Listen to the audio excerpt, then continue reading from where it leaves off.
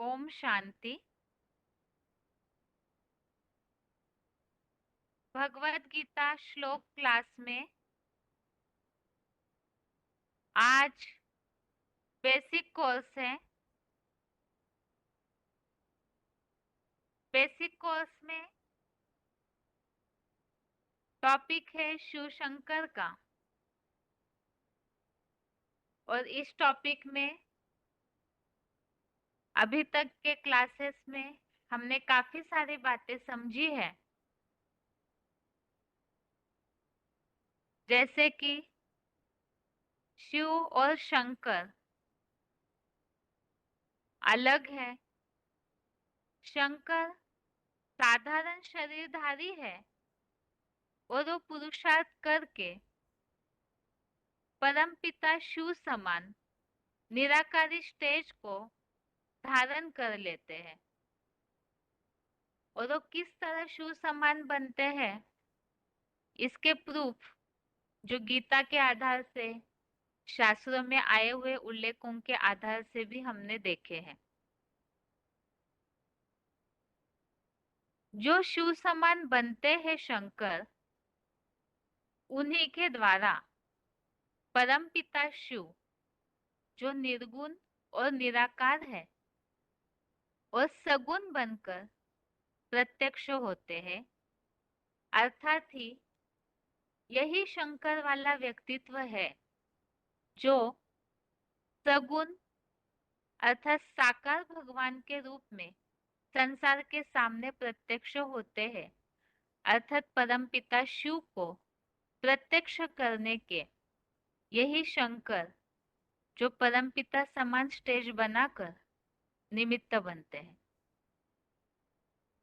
और इसी तरह से निर्गुण निराकार और सगुण साकार, इन दोनों का भी महत्व पिछले हफ्ते के क्लास में हमने समझा था कि दोनों का भी महत्व है और दोनों भी एक दूसरे के लिए पूरक भी है। अब शंकर जो कि परम पिता शिव के समान बने हैं, तो उनको भगवान की उपाधि मिली। वो क्यों? इसके लिए कुछ एक बातें हमने समझी है। अब यही शंकर को जो भगवान की उपाधि मिलती है, तो इसका भक्ति मार्ग में किस प्रकार से गायन है और ऐसी क्या क्या मान्यताएं हैं, जो ये सगुण भगवान बनते हैं शंकर, तो उनको भक्ति मार्ग में किस रूप से, किस नाम से, किस मान्यता के द्वारा जाना जाता है, उसे हम आज के क्लास में और आगे समझते हैं।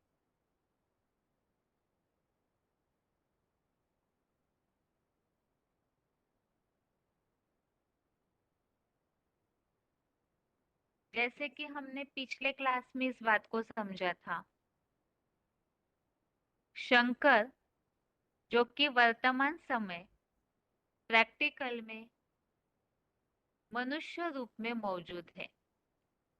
शंकर का जो व्यक्तित्व, जो चित्रकारों ने चित्रित किया है भक्ति मार्गीय चित्रों में, तो वो कोई काल्पनिक चित्र नहीं है, बल्कि उनके प्रैक्टिकल जीवन की वो यादगार, वो चरित्र चित्रों में अंकित किया हुआ है। अर्थात ही ये शंकर जो अभी वर्तमान समय मनुष्य रूप में मौजूद है, और वही एक आत्मा है जो कि अभी तक के क्लासेस के आधार से हमने समझा, जो शिव समान बनती है, तो वही आत्मा है जो पुरुषार्थ करके आत्मा तो परमात्मा के स्टेज पर पहुंच जाती है। थोड़े समय के लिए वो ऐसी स्थिति प्राप्त करती है, हमेशा के लिए नहीं, लेकिन वो ऐसे परमात्मा के स्टेज को प्राप्त करते हैं कि उसके लिए ही शास्त्रों में, भक्ति मार्ग में ये गायन वर्णित किया गया है आत्मा सो परमात्मा। अब ये जो गायन है, ये जो मान्यता है आत्मा सो परमात्मा, ये वास्तविक रूप से तो शंकर के लिए ही लागू होता है, लेकिन शास्त्रों में परमात्मा को जैसे भगवान समझ लिया है और वो निर्गुण निराकार जो है उनके लिए ही परमात्मा ऐसे समझते हैं। ये जो मान्यता है आत्मा सो परमात्मा, तो ये परमात्मा, ये वास्तविक इस शब्द का अर्थ क्या है, इसे समझने के बाद ही ये जो मान्यता है किस तरह से सार्थक है, कैसे लागू होती है, इसे भी हम स्पष्ट रीति से समझ पाएंगे। तो सबसे प्रथम तो परमात्मा इस शब्द का अर्थ क्या है? परम प्लस आत्मा। परम अर्थात बड़े से बड़ा, जिससे बड़ा और कोई है नहीं। और आत्मा तो परम आत्मा अर्थात ऐसे बड़े से बड़ा पार्ट बजाने वाली आत्मा जो इस सृष्टि रूपी रंगमंच पर आदि से अंत तक और कोई हो नहीं सकती, ऐसा बड़ा पार्ट बजाने वाला। अब वो कौन हो सकता है? ये तो समझा कि परमात्मा अर्थात कोई बड़ा पार्ट बजाने वाली हस्ती है। अब वो कौन हो सकता है? जितने भी इस सृष्टि रंगमंच पर पार्टधारी है, जैसे कि हमने सृष्टि चक्र के चित्र में इस बात को समझा है कि आत्माएं इस सृष्टि रूपी रंगमंच पर जो एक्ट करती है, जो कर्मों का अपना कार्य करती है, तो वो वास्तव में रंगमंच पर पार्टधारी है। तो इन सब के बीच में ऐसा परम पार्टधारी कौन हो सकता है? तो इसे देखना होगा, क्योंकि भक्ति मार्ग में तो ये जो मान्यता हम देख रहे हैं आत्मा सो परमात्मा की, इसके लिए तो अलग अलग रूप से समझा जाता है। तो इसकी वास्तविकता समझने के लिए ही हम परमात्मा इस शब्द का अर्थ देख रहे थे। तो इस सृष्टि रंगमंच पर जितनी भी आत्माएं हैं, उन सब के बीच में परमात्मा, बड़े से बड़ा पार्ट बजाने वाली आत्मा अर्थात ही वो ऐसा कोई हीरो पार्टधारी है जिसे ही परमात्मा कहा है। परम पार्टधारी अर्थात ही श्रेष्ठ पार्ट बजाकर दिखाने वाली हस्ती, ऐसा व्यक्तित्व। शास्त्रों में तो सभी आत्माओं के लिए आत्मा सो परमात्मा ऐसे कहा जाता है। ऐसी मान्यता है कि जितने भी मनुष्य आत्माएं हैं सब आत्मा सो परमात्मा। लेकिन जैसे कि परम आत्मा इस शब्द का अर्थ हमने समझा, परम अर्थात ही श्रेष्ठ ते श्रेष्ठ, बड़े ते बड़ा, ऊंच ते ऊंच पार्ट बजाने वाला। अब इस शब्द से ही ये बात समझ में आती है कि सभी के सभी तो ऊंच ते ऊंच श्रेष्ठ पार्ट बजाने वाले नहीं कहे जा सकते हैं। इसे हम जैसे एक व्यवहारिक उदाहरण से समझते हैं। ड्रामा है, कोई नाटक होता है, फिल्में फिल्माई जाती है, तो उसमें जितने भी पार्टधारी हैं, तो वो सारे ही पार्टधारियों को, जितने भी एक्टर्स है, उन सबको हीरो पार्टधारी, हीरो एक्टर नहीं कहा जाता है। उन सब एक्टर्स के बीच में कोई एक ही ऐसा होता है जिसे हीरो एक्टर कहा जाता है। एक ही ऐसा है जो सबके बीच में कुछ अलग और कुछ अच्छा स्पेशल पार्ट बजाकर दिखाता है। इसी तरह से जैसे सृष्टि चक्र के चित्र में भी हमने इस बात को समझा कि ये सृष्टि रूपी रंगमंच है।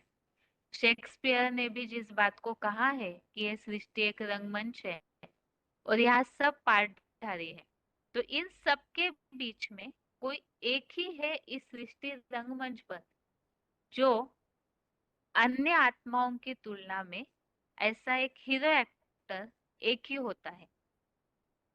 और हर प्रकार की सारी ही आत्माएं ऐसा परमात्मा जैसे पार्ट नहीं बजा सकती और ना ही अनेक आत्माओं को हीरो पार्टधारी कहा जाता है। तो इसका मतलब यही है कि एक ही है जिसे परमात्मा कहा जा सकता है, क्योंकि हीरो एक ही होता है। अब ये जो परमात्मा है, इसे व्यवहारिक उदाहरण से हमने समझा कि हीरो एक्टर एक ही होता है। अब इस परमात्मा इस शब्द के लिए देखते हैं कि भगवत गीता में ये बात किस प्रकार से, किस व्यक्तित्व के लिए, किन के लिए ये बात उल्लेखित है। क्योंकि भगवत गीता में तो मानवीय जीवन की सारी बातों का आकलन, सारी बातों का उल्लेख किया हुआ है। तो आगे है गीता के आधार से आत्मा सो परमात्मा की मान्यता के लिए परमात्मा ये शब्द किस प्रकार उल्लेखित किया है।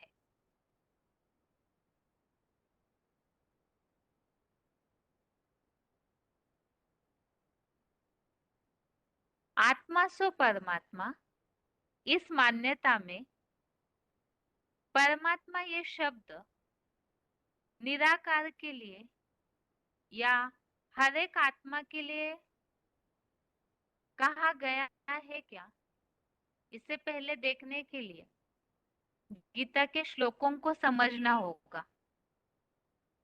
अब व्यवहारिक उदाहरण से हमने देखा है, लेकिन सभी लोग इस बात को तो नहीं मानेंगे कि एक आध उदाहरण देने से कोई ये कहे कि हाँ, आत्मा सो परमात्मा किसी एक पर्सनालिटी के लिए लागू होने वाली बात है। गीता में जो उल्लेखित श्लोक है उसमें परमात्मा ये जो शब्द है, वो शब्द जितनी भी भोगी आत्माएं हैं उन सब के बीच में उस एक परम पार्टधारी अर्थात हीरो पार्टधारी, उत्तम पार्टधारी को ही परमात्मा या पुरुषोत्तम ऐसे कहा हुआ है। भोगी आत्मा अर्थात आत्मा के लेसन में हमने इस बात को समझा है कि आत्माएं जन्म मरण के चक्र में आती है। उसका कारण है कि पाप और पुण्य का फल भोगती है। तो ये हो गई सारी भोगी आत्माएं जो जन्म मरण के चक्र में आने वाली है। तो इन सब भोगी आत्माओं के बीच में परमात्मा ये शब्द, जिसे ही भगवत गीता में पुरुषोत्तम के रूप में उल्लेखित किया है, और ये शब्द कोई खास व्यक्तित्व के लिए उल्लेखित किया है, जिसके लिए ही जो 15वें अध्याय का 16वां श्लोक है, अध्याय 15 का श्लोक नंबर 16, इस श्लोक में क्षर और अक्षर इस प्रकार उल्लेख आया हुआ है। इस श्लोक को हमने इसके पहले भी देखा है। तो इस श्लोक में जो उल्लेख है, संसार में दो ही प्रकार की आत्माएं हैं। एक तो क्षर अर्थात क्षरित होने वाली सभी आत्माएं, जितने भी जन्म मरण के चक्र में आने वाली आत्माएं हैं वो सब क्षरित होती है।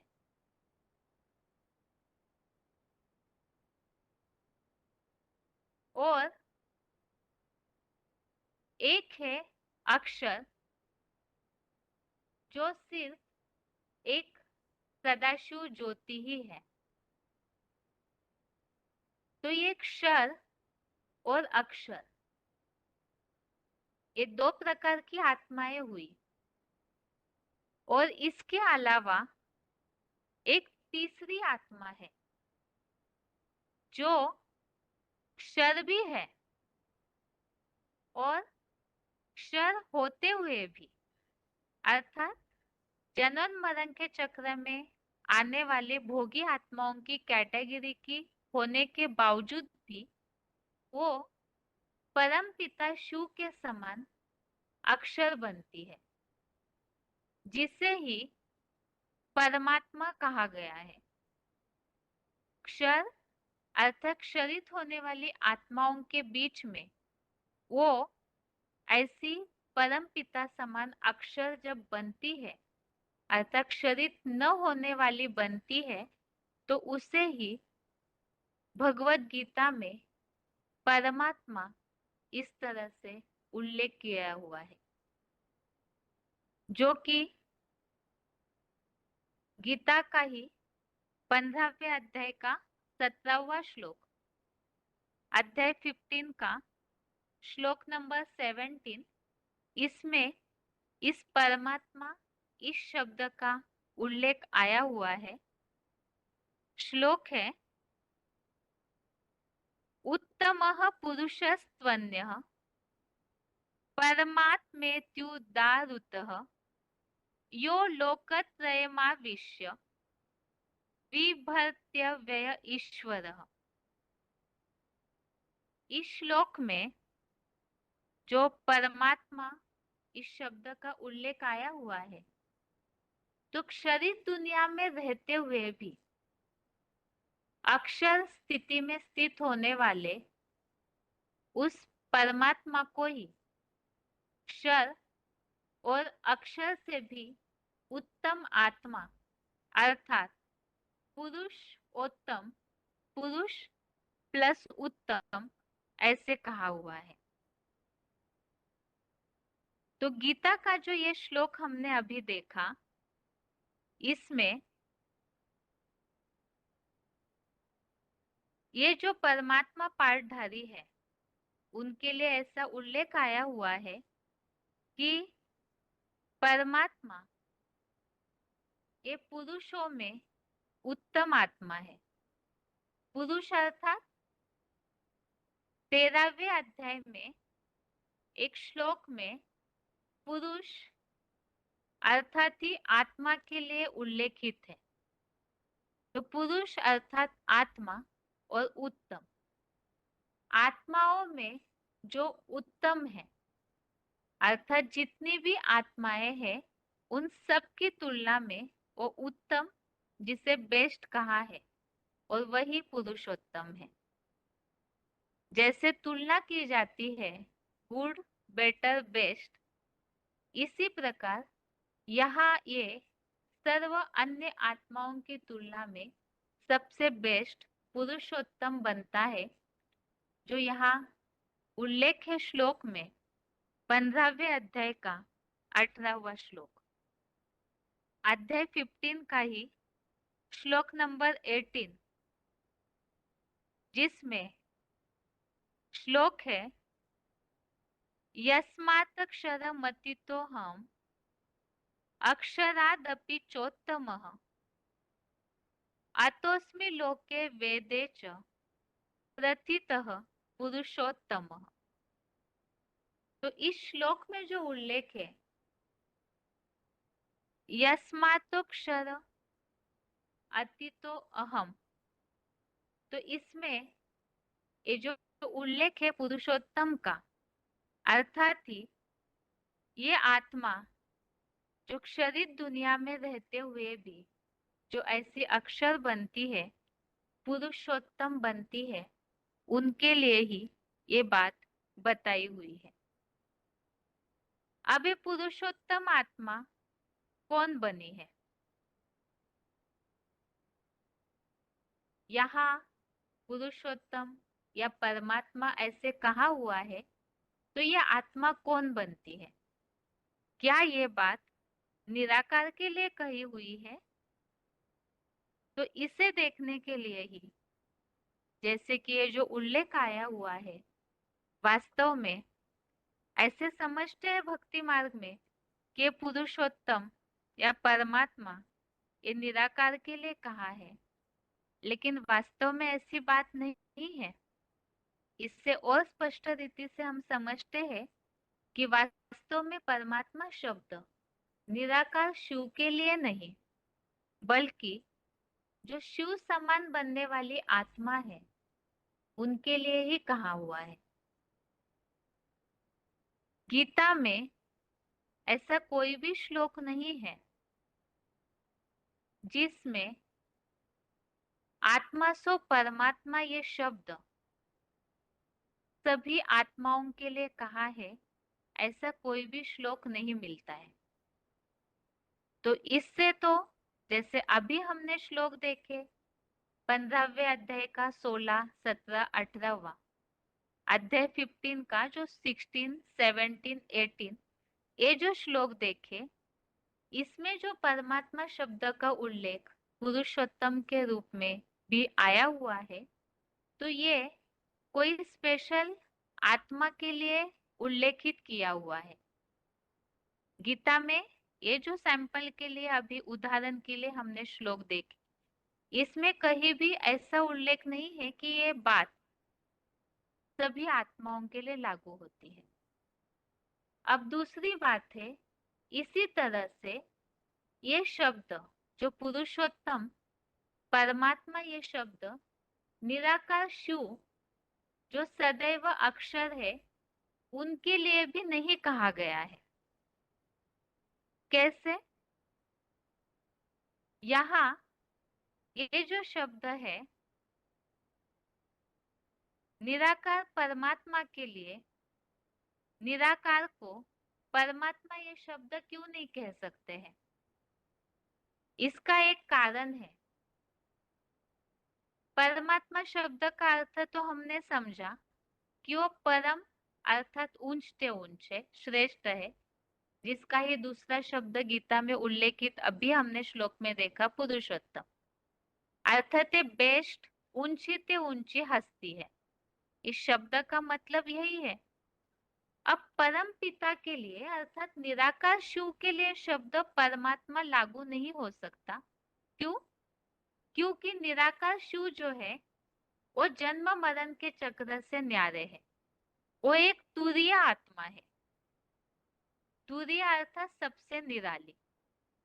तुलना जो है वो जन्म मरण के चक्र में आने वाली आत्माओं के साथ आपस में कर सकते हैं, लेकिन परमपिता शिव तो इससे अलग ही है, क्योंकि वो चक्र में आते ही नहीं।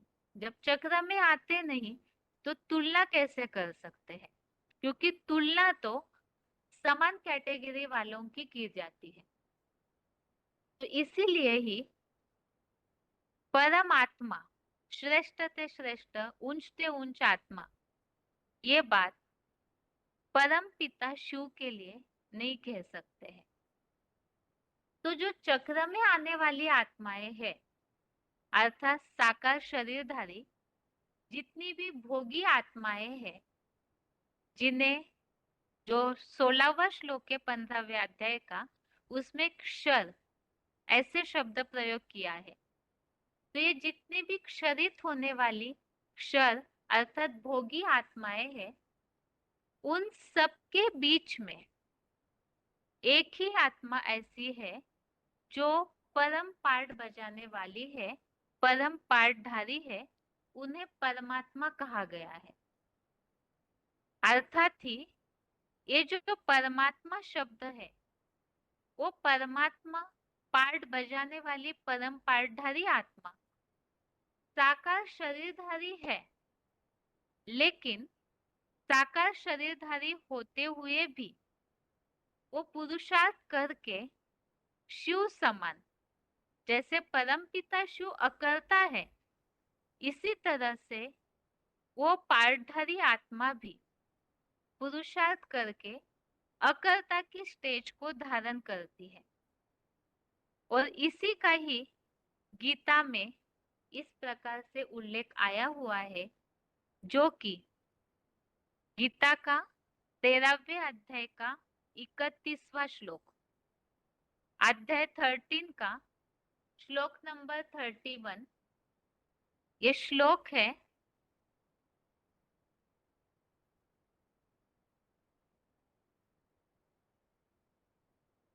अनादित्वात् निर्गुणत्वात् परमात्मा अयम अव्ययः शरीरस्थोपि कौन्तेय न करोति न लिप्यते। तो इस श्लोक में जो भावार्थ है श्लोक का, यह परमात्मा अनादि त्रिगुण रहित होने से अमोघ वीर्य है। देह में रहते भी न कर्म करता है और न लिप्त होता है। जो टॉपिक हम समझ रहे हैं कि वास्तव में परमात्मा शब्द निराकार के लिए नहीं कह सकते, क्योंकि जन्म मरण के चक्र में आने वाली आत्माओं के साथ उनकी तुलना नहीं कर सकते। तो तुलना जो होती है वो समान में होती है, अर्थात जितनी भी भोगी आत्माएं हैं उनके बीच में एक है जो परम पाठधारी, श्रेष्ठ पाठधारी है, जो ऐसा परम पाठ बजाता है। कैसा परम पाठ? तो साकार शरीरधारी होते हुए भी वो परम पिता शिव समान पुरुषार्थ करके अकर्ता बनता है। जो पहले भी उल्लेख हमने देखा, क्षर आत्माओं के बीच में होते हुए भी वो पुरुषार्थ करके परम पिता शिव समान अक्षर बन जाता है, अकर्ता की स्टेज को धारण करता है। और इसी का उल्लेख इस 13वें अध्याय के 31वें श्लोक में किया है कि ये अनादि त्रिगुण रहित होने से परमात्मा, अर्थात ये स्पेशल आत्मा जो ऊंच से ऊंच पाठ बजाने वाली, त्रिगुण रहित होने से अमोघ वीर्य है, अर्थात जो कभी नीचे नहीं गिरती, क्षरित नहीं होती, देह में रहते हुए भी न कर्म करता है, अर्थात अकर्ता बनता है, न कर्मों से लिप्त होता है, अकर्ता ही रहता है। तो कर्मों में कर्म करते हुए भी जो ऐसी अकर्ता की स्टेज, उन कर्मों में लिंपायमान न होना, अर्थात भोगता नहीं है कर्मों को, तो इसीलिए ही उन्हें अकर्ता ऐसे कहा है। तो जैसे परम पिता शिव अकर्ता है, ऐसे ही ये आत्मा भी अकर्ता बनती है और उन्हें ही शिव समान कहा है। तो ये तो हो गया कि वास्तव में परमात्मा शब्द निराकार शिव के लिए नहीं, बल्कि जो शिव समान बनी हुई आत्मा है उनके लिए कहा है।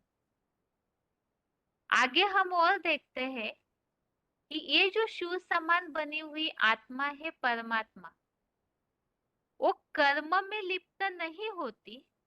अर्थात क्या, ऐसी क्या उनकी कर्मों की खासियत है जो कर्मों में लिप्त नहीं होती, ये समझ में आएगा। तो गीता में इसी परमात्मा पाठधारी के कर्मों की निशानियां, वो कर्मों की खासियत 6वें अध्याय के 7वें श्लोक में बताई है। अध्याय 6 का श्लोक नंबर 7 में इसी परमात्मा पाठधारी की विशेषता बताते हुए आया है। श्लोक है, जितात्मनः प्रशांतस्य परमात्मा समाहितः शीतोष्ण सुख दुखेषु तथा मानापमानयो। तो यहाँ परमात्मा समाहितः, इसमें शब्द आया है परमात्मा और उनकी सारी विशेषताएं श्लोक में वर्णित है। श्लोक का भावार्थ है, आत्मजयी परम शांत बिंदु बने पुरुष की परम पाठधारी हीरो आत्मा, जो कि 15वें अध्याय के 17वें श्लोक में है, परमात्मा शब्द का उल्लेख।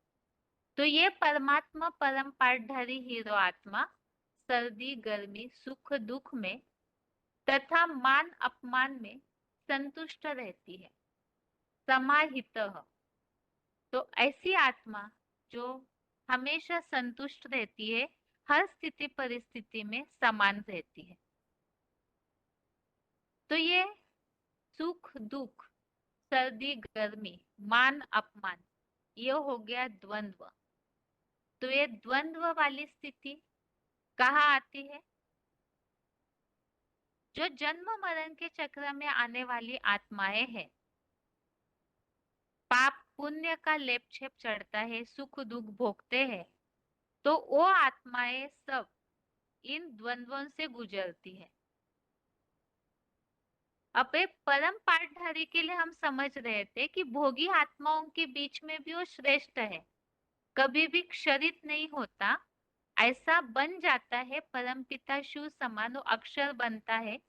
तो यही परम पाठधारी जो है, इनमें ये ऐसी विशेषता को धारण करते हैं कि जितनी भी ऐसी क्षरित होने वाली आत्माएं हैं, भोगी आत्माएं हैं, वो भले ही द्वंद्वों में फंस जाए, लेकिन ये आत्मा कब ऐसी स्थिति अपनी बनाती है कि इन द्वंद्वों से परे स्थिति में स्थित हो जाती है। अन्य आत्माएं ऐसी स्थिति को धारण नहीं कर पाते हैं, जो कि ये परम पाठधारी ऐसी स्थिति को धारण करता है। इसी के लिए ही गीता में ये बात कही हुई है, और ये श्लोक से ये बात स्पष्ट हो जाती है कि निराकार शिव के लिए भी ये नहीं कहा जाएगा, जैसे और आत्माओं के लिए भी ये बात नहीं कह सकते। और रही बात परम पिता शिव की, तो उनके लिए भी ये बात नहीं है, बल्कि जो शरीरधारी आत्माओं में भी जो उत्तम पाठधारी है, हीरो, उनके लिए ही ये बात कही है कि सब द्वंद्वों में वो समान अर्थात संतुष्ट रहती है। और इसी परम पाठधारी परमात्मा के शरीर के लिए ही गीता में उल्लेख आया हुआ है क्षेत्र। इसी शरीर में परमपिता शिव, निराकार परमपिता शिव की उपस्थिति और तथा कार्य का भी उल्लेख है। जो परमपिता शिव समान बनी हुई आत्मा है, तो उसी तनधारी में परमपिता अपना कार्य करते हैं, उनकी प्रविष्टा की उपस्थिति उसमें है। इसका उल्लेख भगवत गीता के 13वें अध्याय का 22वां श्लोक, अध्याय 13 का श्लोक नंबर 22 में आया है। श्लोक है, उपद्रष्टानुमंता च भर्ता भोक्ता महेश्वरः परमात्मेति चाप्युक्तो देहेस्मिन् पुरुषः परः।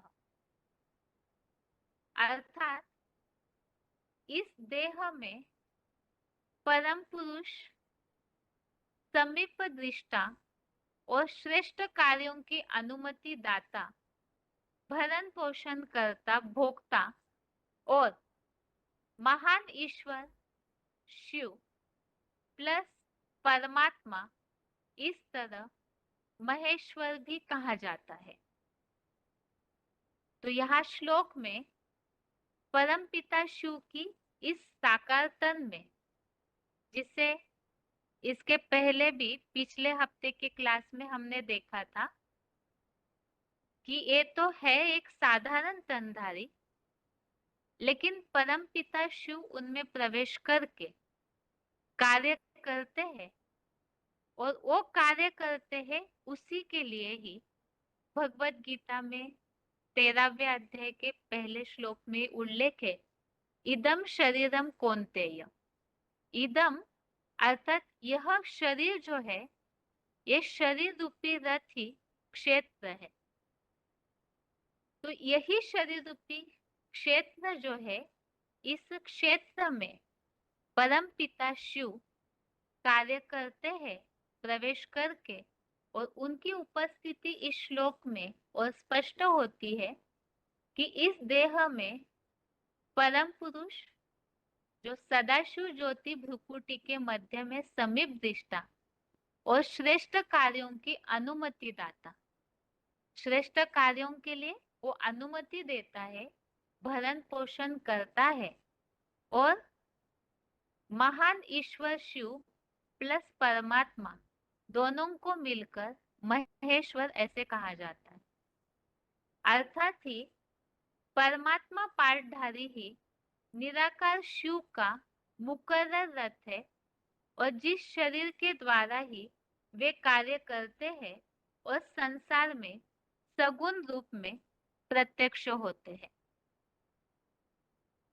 अब गीता के आधार से, गीता के श्लोक के आधार से तो परमपिता शिव की उस परमात्मा पाठधारी के शरीर में उपस्थिति स्पष्ट हो गई, लेकिन और भी ऐसे शास्त्रों में इस बात का उल्लेख आया हुआ है, उसे हम आगे समझते हैं कि परम पिता शिव की उपस्थिति का शास्त्रों में और किस तरह उल्लेख आया है।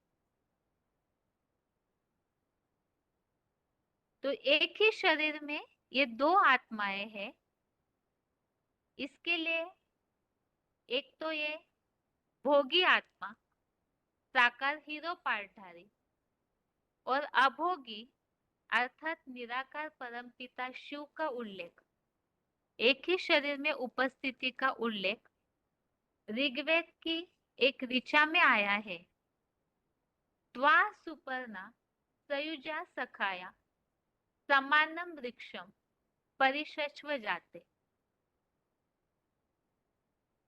अब यहाँ पर शास्त्रों में तो ये माना गया है हर आत्मा सो परमात्मा, और इस मान्यता के कारण ही शास्त्रों में इसका अर्थ ऐसे समझ लिया कि जो अभोक्ता शिव है उनकी उपस्थिति हर एक जीवात्मा के शरीर में है।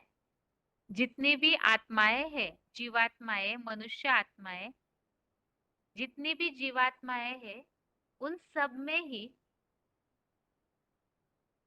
परमात्मा की अर्थात अभोक्ता शिव की उपस्थिति है, तो आत्मा सो परमात्मा हो गए। लेकिन आज के क्लास में जैसे अभी तक के उल्लेख हमने समझे, परमात्मा ये शब्द जितनी भी आत्माएं हैं सृष्टि रंगमंच की पाठधारी, उन सबके लिए तो नहीं कहा है, क्योंकि परमात्मा अर्थात ही हीरो पाठधारी ऊंच ते ऊंच बेस्ट कैटेगरी वाली आत्मा। तो इस हिसाब से हर एक आत्मा तो हीरो नहीं हो सकती है। तो ये बात परमात्मा ये शब्द ही हीरो पाठधारी बेस्ट पुरुषोत्तम सर्वोत्तम ये एक ही आत्मा है, अर्थात ही ये एक ही शरीरधारी के लिए ही लागू होने वाली बात है। जो ऊपर का अभी ऋग्वेद का उल्लेख हमने देखा कि एक ही शरीर में एक भोगी आत्मा और एक अभोगी आत्मा अर्थात निराकार शिव, तो ये बात सब शरीरधारियों के लिए नहीं बल्कि एक शरीरधारी के लिए ही खास इंट्रोड्यूस की हुई है, संकेत की हुई है। और वो कौन है? ये जो ऋग्वेद में आया हुआ गायन है कि एक ही शरीर रूपी वृक्ष में जिस पर दो पक्षी है, एक भोगी अर्थात हीरो पाठधारी और एक अभोक्ता शिव वास करते हैं। अर्थात ही परमात्मा इस शब्द के परिभाषा से ही ये बात स्पष्ट है कि यहाँ एक शरीरधारी जो ऐसा बेस्ट बनता है, हीरो बनता है, उसी शरीरधारी में अभोक्ता परम पिता शिव का प्रवेश है, और वो साकार शरीरधारी ही परम पिता शिव समान बनकर परम पिता शिव को प्रत्यक्ष करने के लिए सगुण साकार भगवान बन जाता है। और ये आत्मा सो परमात्मा, ये गायन वास्तव में केवल एक के लिए है जो शिव समान बनते हैं। सृष्टि रंगमंच की आत्माएं, जितनी भी जीवात्माएं हैं, उनके लिए नहीं है। तो आज की क्लास में हमने इस बात को समझा है। एक तो आत्मा सो परमात्मा की इस मान्यता के आधार से खास बात आज के क्लास में हमने समझी, आत्मा सो परमात्मा कौन है। शंकर जो शिव समान बनकर सगुण साकार भगवान का रूप बनते हैं, तो उनका शास्त्रों में किस तरह से गायन है। तो सबसे एक मान्यता जो ये है, आत्मा सो परमात्मा। दुनिया में तो ये माना जाता है भक्ति मार्ग में कि वास्तव में ये बात सबके लिए है, लेकिन ये बात केवल जो हीरो पार्टधारी है उन्हीं के लिए ही लागू होती है। और इसी के लिए हमने गीता के श्लोकों का उल्लेख समझा। गीता में कोई भी ऐसा श्लोक नहीं है जिसमें यह बात साबित होती हो कि सभी आत्माएं सो परमात्मा है। ऐसे नहीं, परमात्मा इस शब्द की परिभाषा से यह बात स्पष्ट हुई है, जो गीता का 15वें अध्याय का 17वां, 18वां, 16वां श्लोक है। इन सब में जो परमात्मा पुरुषोत्तम या सर्वोत्तम शब्द का उल्लेख आया हुआ है, वो केवल एक आत्मा के लिए है जो परमपिता शिव के समान बनती है तो वो जन्म मरण के चक्र में आने वाली आत्मा, लेकिन फिर भी वो पुरुषार्थ करके शिव समान अकर्ता की स्टेज धारण करती है, अर्थात कर्मों में लिप्त नहीं होती है। और वो कर्मों में लिप्त नहीं होती, इसी के लिए ही जो 6वें अध्याय का 7वां श्लोक हमने देखा कि वो हर समय संतुष्ट रहती है, कोई भी स्थिति परिस्थिति में द्वंद्वों से परे रहती है। और वही हीरो पार्टधारी जो क्षेत्र है परमपिता शिव जिसमें प्रवेश करते हैं, तो वो सगुण भगवान के रूप में प्रत्यक्ष होता है। वही परम पिता का मुकर्रर रथ है। और इसी के लिए ही जो ऋग्वेद में गायन आया हुआ है कि एक ही शरीर रूपी वृक्ष में दो पंछी है, दो पक्षी है, एक भोगी हीरो अर्थात जो परमात्मा शिव समान बनता है उनका शरीर, और परम पिता शिव अभोक्ता जो उनमें प्रवेश करते हैं अर्थात वास करते हैं और कार्य करते हैं। तो ये मान्यता एक ही के लिए लागू होती है, आत्मा सो परमात्मा। तो आज के क्लास में हमने इस बात को समझा कि भगवान के समान बनने के स्टेज की मान्यता, जो परम पिता शिव के समान शंकर बनते हैं, तो उनकी मान्यता शास्त्रों में किस प्रकार है। और अगले हफ्ते के क्लास में हम देखेंगे कि एक ही शरीर में दो आत्माओं की उपस्थिति कैसे हो सकती है। निराकार परम पिता शिव साकार में कैसे आते हैं। ये तो हो गया आज का जो नया टॉपिक हम देख रहे थे, शिव और शंकर का, जिसमें आत्मा सो परमात्मा की मान्यता। और अभी आगे है 3 लोक के चित्र की रिवीजन।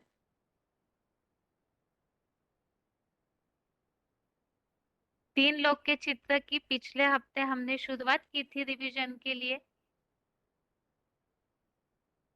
और जिसमें पिछले क्लास में हमने आत्मा का, जैसे नया टॉपिक कोई भी बेसिक कोर्स का शुरू करते हैं तो पुराने टॉपिक की थोड़ी रिवीजन करके जो नया चित्र हम समझा रहे हैं तो उसका कारण बताना है।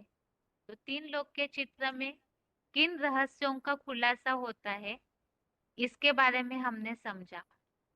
और साथ में ही 3 लोक के चित्र का मोटे तौर पे किस तरह से इंट्रोडक्शन देना है उसे समझा। कि चित्र में जो 3 भाग दिखने में आते हैं, ये 3 लोक ही 3 भाग है, अर्थात परम धाम, सबसे ऊपर मूल वतन ब्रह्मलोक। परम धाम के लिए ही जो श्लोकों में उल्लेख है उसे भी हमने देखा।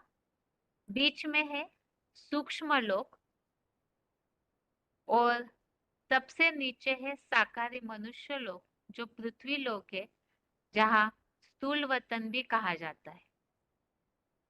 तो सबसे प्रथम हम परम धाम के लिए समझ रहे थे। परम धाम के अलग अलग नाम हमने देखे और इस परम धाम की मान्यता हर धर्मों में है, तो उसके लिए भी हर धर्म वाले उसे किस नाम से जानते हैं उसे भी हमने देखा। सुप्रीम एबोर्ड, खुदा अर्श में रहते, सातवें आसमान में रहते, तुरिया धाम, इस तरह के उल्लेख है। ये जो परम धाम मूल वतन है, ये परम पिता का धाम है। इसके लिए गीता का श्लोक हमने देखा। इसे आत्मलोक कहा जाता है, तो ये आत्माओं का भी लोक है और इसके लिए भी गीता में जो श्लोक आए हैं उसे भी हमने समझा था। अभी ये देखना है कि इस परम धाम के लिए यहाँ जो परम धाम आत्माओं का लोक है, तो आत्माएं यहाँ रहती कैसे है। जैसे कि चित्र में यहाँ दिखाया गया है, परम धाम में इस चित्र में आत्माओं का कुछ एक सेटिंग दिखाया हुआ है। जैसे लाइन से बिंदी बिंदी आत्माएं, आत्माएं तो बिंदी है, स्टार मिसल है, तो इन आत्माओं को यहाँ कुछ सेटिंग में दिखाया है। ऐसा सेटिंग क्यों दिखाया हुआ है? आत्माएं जो है वो तो जन्म मरण के चक्र में आने वाली है। जैसे श्लोक में हमने देखा था कि आत्माओं का आदि और अंत अव्यक्त है, मध्य जीवन व्यक्त है। तो इसमें ये जन्म मरण के चक्र में आने वाली आत्माओं का यहाँ पर ये जो सेटिंग है परम धाम में, इसका साकार सृष्टि से कोई कनेक्शन है क्या? अगर चित्र में हम देखें तो परम धाम में जो आत्माओं का सेटिंग है, ऊपर थोड़ा सा छोटा और नीचे नीचे सेटिंग बड़ा विस्तार को पाया हुआ है। ठीक इसी प्रकार नीचे भी अगर देखेंगे, स्थूल वतन में ये जो मनुष्यों का वृक्ष दिखाया है, ये झाड़, ये भी इस तरह से दिखाया हुआ है, जैसे ऊपर एक अलग और नीचे नीचे बीच में तना और नीचे नीचे यहाँ ये वृक्ष का ये जो बड़े रूप में दिखाया है। तो ये दोनों में ये जो साम्यता दिखने में आ रही है, तो इसका आपस में कोई कनेक्शन है क्या? वास्तव में परम धाम में जो आत्माओं का क्रम है, परम धाम में जो आत्माओं की सेटिंग है, यही साकार मनुष्य लोक में ही उलट वृक्ष के रूप में दिखाया हुआ है।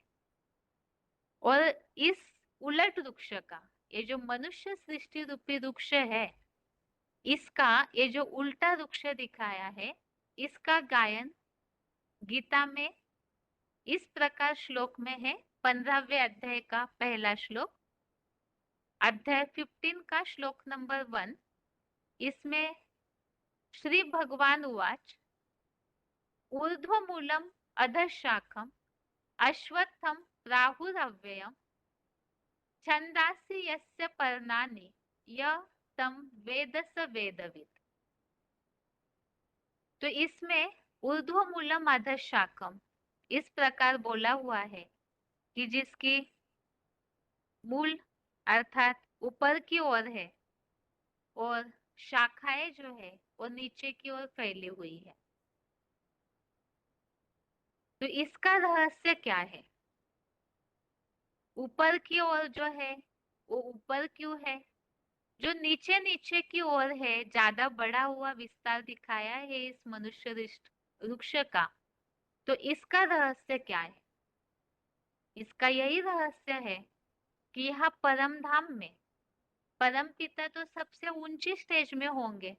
ये तो एक स्वाभाविक बात है, क्योंकि वो सबसे ऊंचे हैं। और उसकी तुलना में जो आत्माएं नीचे नीचे की ओर है, तो जो नीचे है उसका कारण क्या, और जो परमपिता के नजदीक ऊंचाई में है उसका कारण क्या। सबसे ऊंची स्टेज में परमपिता है, उसके बाद मनुष्य आत्माएं नंबरवार सृष्टि पर श्रेष्ठ कर्म करने वाले होंगे तो उनको भगवान के नजदीक दिखाया। और जितने जो नंबरवार निष्कृष्ट कर्म करने वाले अर्थात नीच कर्म करने वाले होंगे, उनकी संख्या नीचे की ओर बढ़ती हुई दिखाई गई है। जो ऊंचे हैं, ऊंचे कर्म करने वाले तो ऊंची स्टेज में, नीच कर्म करने वाले नीचे। ये तो हो गया सेटिंग का हिसाब। अब यहाँ पर परम धाम तो सबका धाम है, आत्मलोक है, तो नीचे वो किस प्रकार उतरते हैं, जैसी उनकी ऊंचाई होगी उसी आधार से ही ये आत्माएं नीचे भी उतरती जाती है। तो इसके लिए ही ये खास, जितनी जो आत्मा सूक्ष्म अर्थात जिस आत्मा में जितनी चैतन्यता होगी उतनी वो पावरफुल होगी और उतना ही पृथ्वी से दूर, पांच तत्वों के आकर्षण से दूर जा सकती है। अर्थात परम धाम में वो उतनी ही ऊंची स्टेज में होगी। सूक्ष्म अर्थात हल्कापन होगा, और सूक्ष्म में ताकत होती है अर्थात उसमें उतनी चैतन्यता होगी, उतनी वो पावरफुल होगी। और उसी आधार से वो उतनी पृथ्वी से दूर होगी, पृथ्वी के आकर्षण से दूर होगी, परम धाम में ऊंचाई पर होगी। और जो आत्मा जितनी स्थूल अर्थात जड़त्वमयी होगी उतना पृथ्वी के पांच तत्वों के नजदीक होगी, अर्थात परम धाम में भी नीचे नीचे की ओर वाली होगी। जड़त्वमय अर्थात क्या, पांच तत्व जड़ है, तो इन पांच तत्वों का पुतला है शरीर। तो इसके भान में जो जितनी ज्यादा होगी, इस पांच तत्वों के अटैचमेंट में होगी, तो उतनी वो जड़त्वमयी स्थूल बुद्धि वाली होगी, तो उतना ही वो पृथ्वी के नजदीक रहेगी, पांच तत्वों के नजदीक रहेगी। तो स्वाभाविक है पृथ्वी के नजदीक है अर्थात परम धाम से उतनी नीचे की ओर होगी, क्योंकि परम धाम में जितनी जो आत्मा ऊंची हल्की उतनी ऊपर की ओर, जितनी जड़त्वमयी भारी उतनी नीचे की ओर होगी। अर्थात ही सूक्ष्म अर्थात क्या, जो जितनी चैतन्यता वाला हल्का होगा, अर्थात ही जो जितना ज्यादा बुद्धि से परे होगा, तो उतना ही वो आत्मा दूसरों को कंट्रोल कर सकेगा अर्थात अपनी परिधि में रख सकेगा। परिधि अर्थात जैसे पृथ्वी गोल है तो उसके गोलाकार राउंड में जो भी सर्कल है उसे परिधि कहते।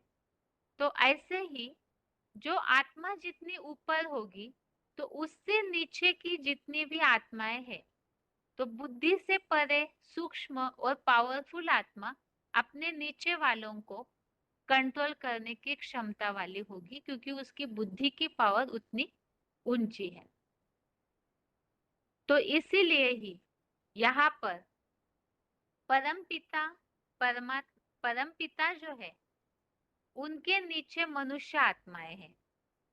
अब मनुष्य आत्माएं जो है उनमें बुद्धि की दात होती है, उतनी समझ शक्ति होती है। और उससे नीचे नीचे पशु पंछियों की आत्माएं हैं, उनमें बुद्धि की समझ कम है, तो इसीलिए पशु पंछी की आत्माएं। उससे नीचे है कीड़े मकोड़े, और उससे नीचे कीटाणु, और उसके बाद फिर पेड़ पौधों की आत्माएं। यहाँ परम धाम में भी आत्माएं तो जितनी भी चैतन्य अर्थात जितने जीव है, चैतन्यता है अर्थात हलन चलन में आती है जो भी आत्माएं, तो उन सब में ही आत्मा है। और वो सबकी आत्माओं के लिए परम धाम में स्थान निहित है। तो कैसा निहित है? सबसे पहले है मनुष्य आत्माएं जिनमें बुद्धि की पावर है, तो वो ऊपर। उससे नीचे पशु पंछियों की आत्माएं, उसके नीचे कीड़े मकोड़े, उसके नीचे पेड़ पौधे। ये प्रश्न उठ सकता है कि पेड़ पौधे में आत्मा है, ऐसे कैसे कहा जा रहा है? तो इसका उदाहरण, पेड़ को अगर हम काटते हैं तो उसकी टाली सूख जाती है। पेड़ को जितना पानी देते जाते हैं उतना उसकी बढ़ोतरी होती है। तो बढ़ोतरी हो रही है, वो पेड़ बढ़ रहा है, अर्थात उसमें चैतन्यता है, बढ़ने की पावर है। तो वो चैतन्यता उसकी कैटेगरी की, उसकी लेवल की है, जो वो आत्मा, पेड़ पौधों की आत्माओं की अपनी योनि है, अपनी कैटेगरी है। तो उस आधार से उनकी आत्मा परम धाम में उतना नीचे नीचे की ओर रहती है। अब ये जो सेटिंग हमने देखा अभी, उससे तो ये बात क्लियर है कि बुद्धि की स्टेज चैतन्यता के आधार पर है, और उसी आधार से अलग अलग योनियों का परम धाम में अपना अपना स्थान भी निश्चित है। अर्थात ही सभी का अपना स्थान निश्चित है। तो आत्मा, जितनी भी आत्माएं हैं, उन सब की अपनी अपनी योनि अर्थात कैटेगरी है, और जो कभी बदलती नहीं है। यहाँ जो सेटिंग बताया, जितनी जितनी बुद्धि की चैतन्यता कम या ज्यादा, उसी आधार से परम धाम में सेटिंग। और उसी आधार से ये स्पष्ट है कि उनमें उनकी जो अपनी कैटेगरी है, वो वही कैटेगरी रहती है, वो बदलती नहीं है। तो इस बात के लिए दुनिया में तो ये समझा जाता है कि मनुष्य आत्माएं जो है वो अलग अलग योनियों में जाती है। इसका रहस्य क्या है? ऐसे माना जाता है, मनुष्य आत्मा जन्म मरण के चक्र में आती है तो वो 84 लाख योनियों से गुजरती है। तो इसका रहस्य क्या है? क्या वास्तव में ही मनुष्य, पशु पंछी, कीटक, कीड़े मकोड़े, सर्प आदि जितने भी जानवरों की कैटेगरी है, कीटाणुओं की कैटेगरी है, क्या उन सब से गुजर करके एक मनुष्य जन्म मिलता है? ऐसे भी माना जाता है इसके कारण ही कि 84 लाख योनियों से गुजर के फिर मनुष्य तन, मनुष्य जन्म मिलता है। तो इन सब के पीछे का रहस्य क्या है, इसकी वास्तविकता क्या है, इसे हम अगले हफ्ते के क्लास में रिवीजन में समझेंगे। बाकी आज के लिए इस 3 लोक के चित्र की रिवीजन यहाँ तक ही। जो आज के क्लास में हमने एक बात समझी, परम धाम में आत्माओं का सेटिंग और नीचे जो साकार मनुष्य सृष्टि है उसका सेटिंग, इसका आपस में क्या कनेक्शन है? तो इसका आपस में जो कनेक्शन है कर्मों के आधार से, बुद्धि की चैतन्यता के आधार से, परम धाम में जितनी ऊंचाई उतनी सृष्टि पर ऊंचाई।